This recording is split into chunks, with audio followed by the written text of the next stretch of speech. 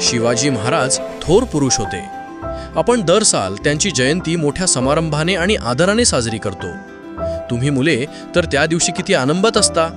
महाराजांवर सुंदर सुंदर पोवाडे म्हणता, त्यांच्या तस्वीरीला हार घालता, मोठ्या उत्साहाने शिवाजी महाराज की जय असा महाराजांच्या नावाचा जय जयकार करता. कोण बरे शिवाजी महाराज? अशी कोणती मोठी कामगिरी त्यांनी केली? शिवाजी महाराज ज्या काळात होऊन गेले तो काळ मध्ययुगाचा होता. त्या काळी सर्वत्र राजेशाह्यांचा अंमल असे.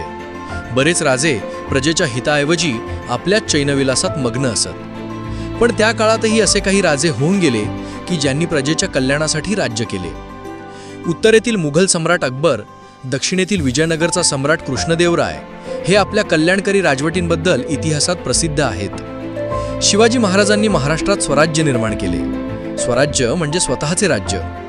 महाराजांपूर्वी सुमारे 400 वर्षे महाराष्ट्रात स्वराज्य नव्हते. महाराष्ट्राचा बराचसा भाग अहिल्यानगरचा निजामशहा आणि विजापूरचा आदिलशहा ह्या 2 सुलतानांनी आपसात वाटून घेतला होता. ते मनाने उदार नव्हते. ते प्रजेवर जुलूम करत होते. त्या दोघांचे एकमेकांशी हाडवैर होते. त्यांच्यात नेहमी लढाया होत. त्यात रयतेचे हाल होत. रयत सुखी नव्हती. उघड उघड उत्सव करणे, पूजा करणे धोक्याचे झाले होते. रयतेला पोटभर अन्न मिळत नव्हते. राहायला सुरक्षित निवाराही नव्हता.